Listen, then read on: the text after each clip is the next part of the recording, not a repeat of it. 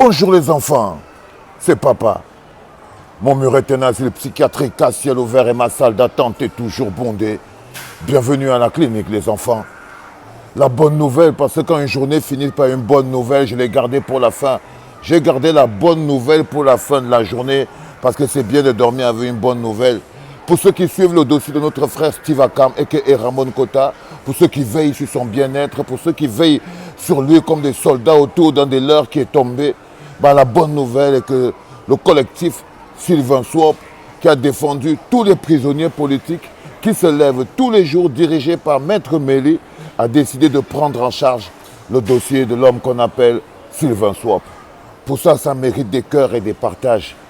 La mobilisation citoyenne, la fraternité citoyenne, la fraternité républicaine veut que quand un citoyen, un républicain, un frère tombe, que le monde se lève pour se mobiliser autour de lui. C'est tout en notre honneur d'être autour de tous les soldats de la lutte pour le changement qui tombe.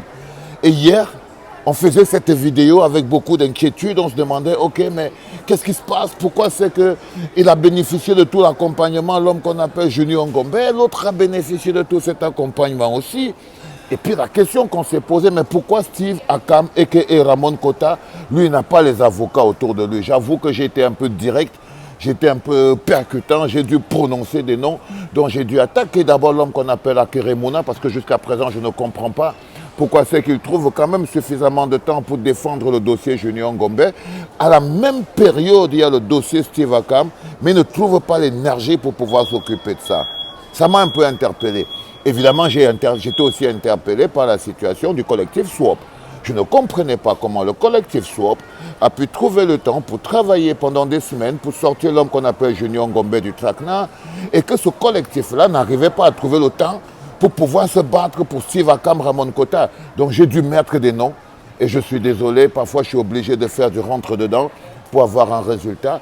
Et on a dû faire du rentre-dedans et avec beaucoup de plaisir.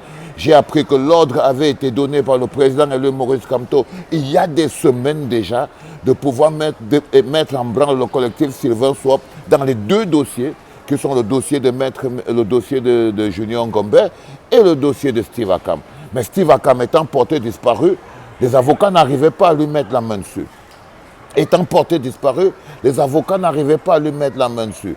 Finalement, ils ont réussi à lui mettre la main dessus. Ils ont réussi à se constituer avocat pour Steve Akam et Junior Ngombe, pour tous ceux qui veulent participer à la défense de notre combattant, pour tous ceux qui veulent lui apporter du secours, pour tous ceux qui veulent avoir des informations, sachez-le.